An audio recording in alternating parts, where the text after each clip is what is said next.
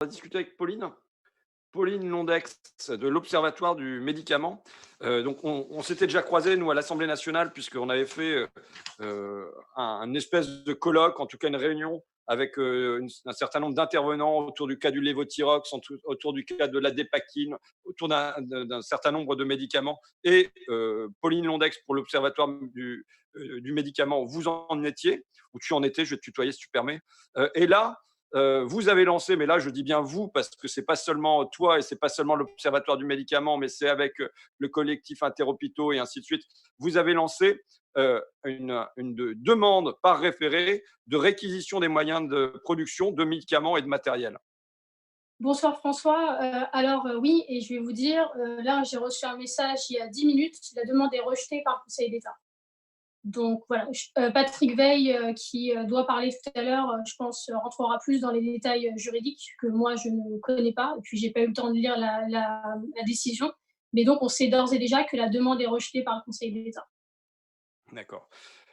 Quand même, euh, pourquoi vous avez fait cette demande? Alors moi, je te donne un élément comme ça. J'ai eu le chef de service hier de l'hôpital d'Abbeville, Michel, que je salue, et je salue tous les gens de l'hôpital d'Abbeville, les soignants, qui me disaient, voilà, il n'y a pas de problème, nous on fait un travail formidable, mais moi, à côté de mes 48 heures de garde, après, je dois gérer la logistique. En ce moment, c'est pour trouver de l'hypnovel. Donc l'hypnovel, c'est un médicament qui est utilisé pour endormir en cas d'anesthésie. Et je me bagarre avec l'usine qui, je crois, se trouve du côté de Lyon pour essayer qu'on ait des doses d'hypnovel. Est-ce que quelle situation vous observez en ce moment sur le médicament en France?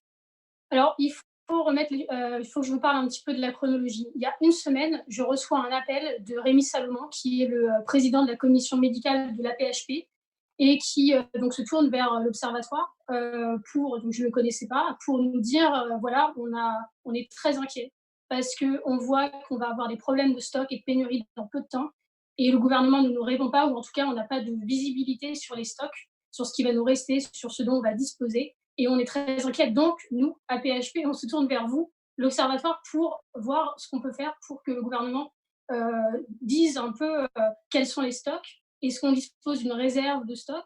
Parce que pour le moment, on a l'impression qu'on est dans le flou total.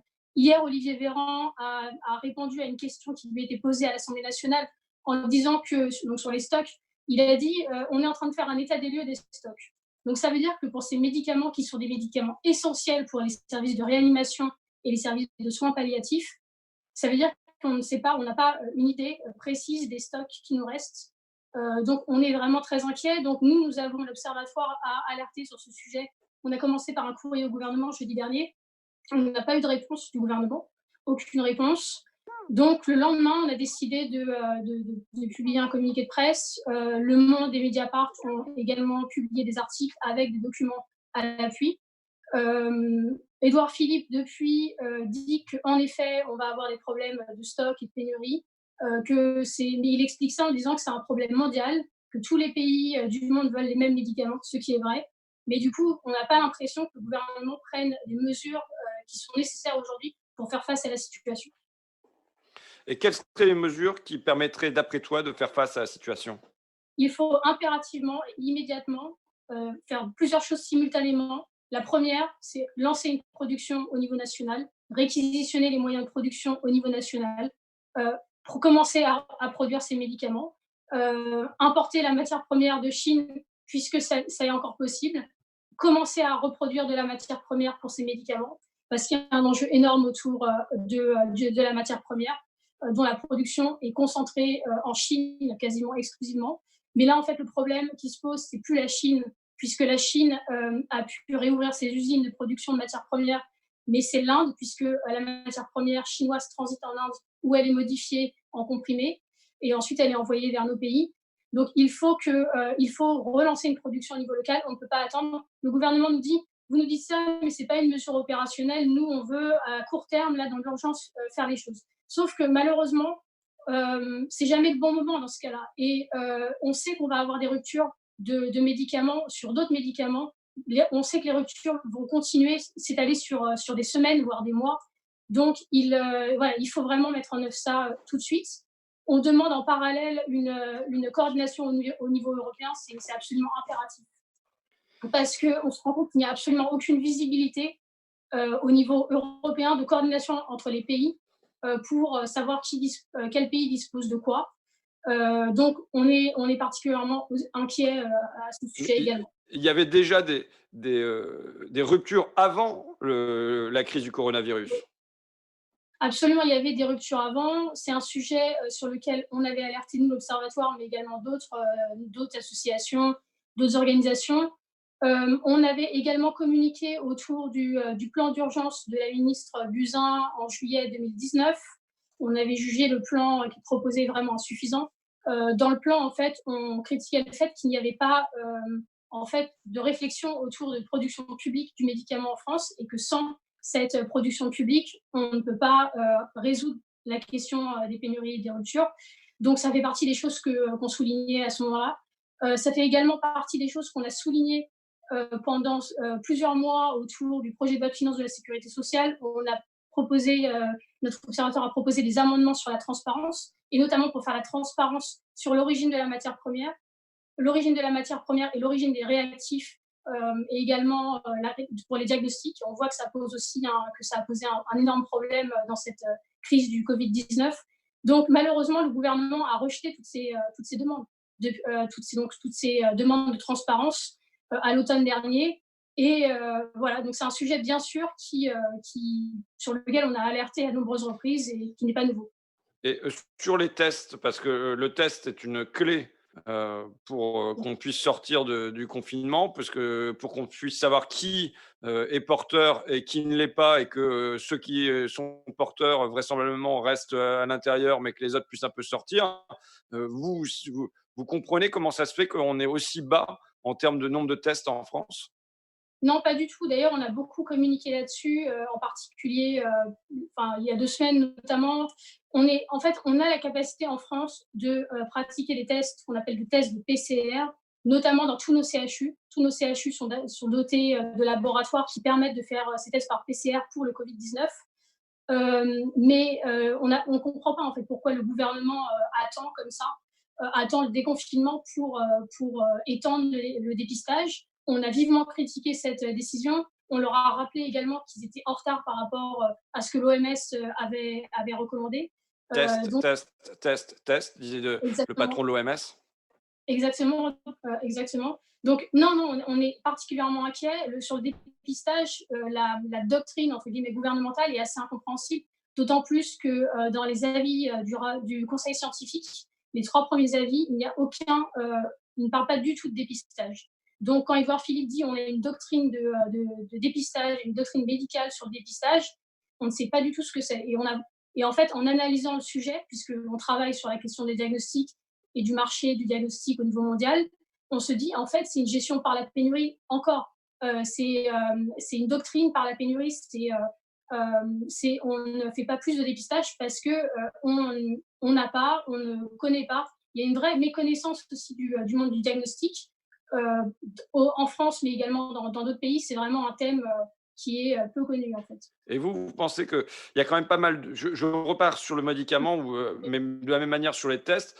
Il y a quand même sur le médicament pas mal d'usines en France qui demeurent. Le groupe Sanofi est un groupe puissant qui a gardé une base de production en France. Est-ce que vous pensez qu'il y a un certain nombre de lieux où la production de Sanofi pourrait être transformée, pour être immédiatement utile dans le cadre de la crise du coronavirus? Absolument, et c'est pour ça qu'on demande des réquisitions. Par ailleurs, il faut savoir qu'on ne sait pas ce que Sanofi exporte, et il n'est pas impossible, alors là je dis bien, je parle du conditionnel, je ne sais pas, je n'ai pas d'informations précises, ça fait partie des choses opaques dans les politiques du médicament, mais il n'est pas impossible que Sanofi exporte des médicaments dont nous on a besoin à des pays qui proposent des prix plus élevés, c'est-à-dire les États-Unis ou d'autres pays. Donc, bien sûr, c'est au gouvernement de réguler tout ça. Il ne le fait pas pour le moment. Il n'y a pas d'autorisation préalable à l'exportation, mais il n'est pas impossible que Sanofi exporte les médicaments qui sont sous tension, entre guillemets, en France. Donc, on a besoin des réquisitions de ça. On a besoin également que le gouvernement fasse la transparence sur tous les lieux de production qui permettraient de produire ces médicaments en France. C'est-à-dire que pour l'instant, on n'a même pas un état des lieux qui nous permettrait de transformer l'État, quoi. En fait, on sait quand même qu'il y a des usines qui fonctionnent. Donc, a priori, ces usines-là qui fonctionnent, qui produisent certains médicaments, si en fonction de l'urgence de produire des médicaments en question, on peut imaginer que les lignes de production soient réorientées vers les médicaments dont on a besoin, et notamment les médicaments de réanimation, comme la morphine, les hypnotiques Mais et alors, les. on peut l'imaginer, mais on ne sait pas si c'est fait pour l'instant.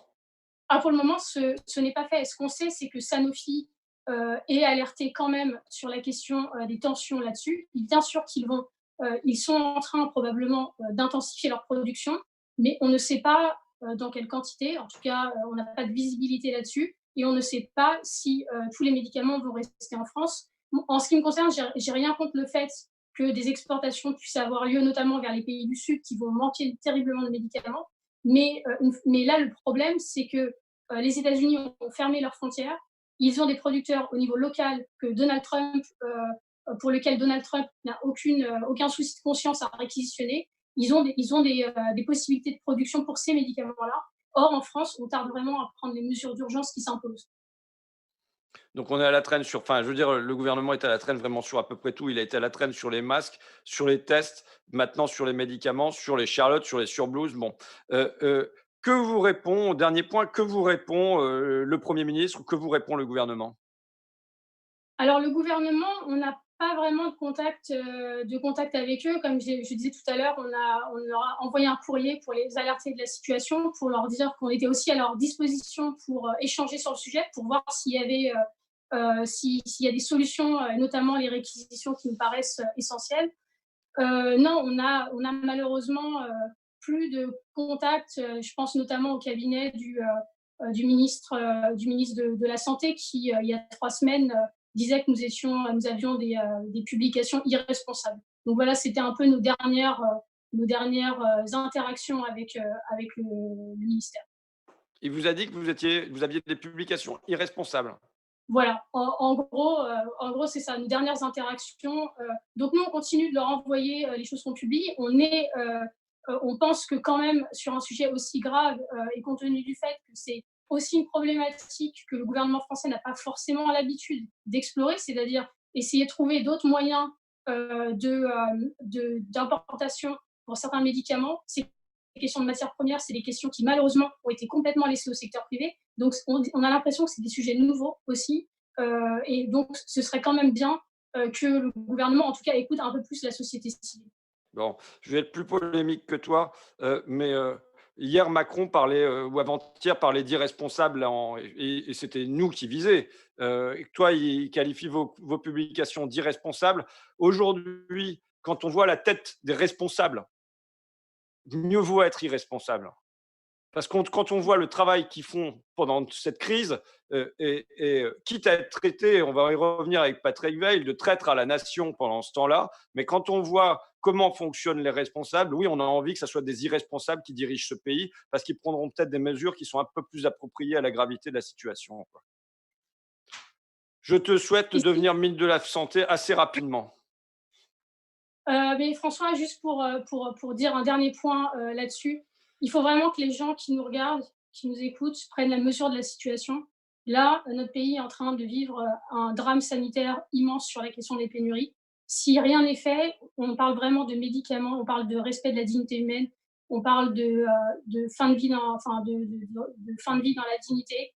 Enfin, je suis émue quand j'en parle, quand je vois la décision du Conseil d'État, vraiment, ça me peine terriblement. Donc, on parle vraiment de choses qui sont très, très importantes. Il faut que les gens prennent conscience de ça. Et il faut on espère vraiment que le gouvernement va prendre les mesures qui s'imposent aujourd'hui, simplement pour qu'on ne se retrouve pas dans une situation dramatique dans quelques semaines. Pour parler clairement, ça veut dire que les gens risquent de crever dans la douleur.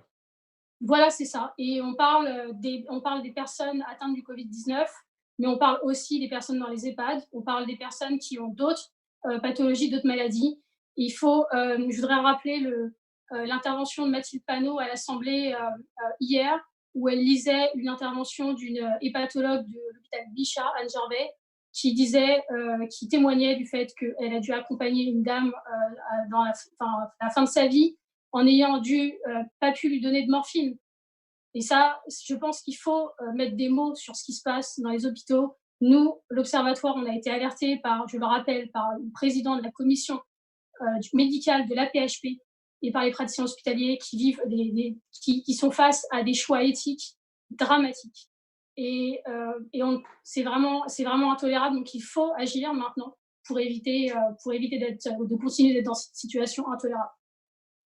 Merci beaucoup, Pauline. Merci pour ça, mais merci pour ton travail surtout et pour le travail de tout l'Observatoire et des gens qui vous entourent.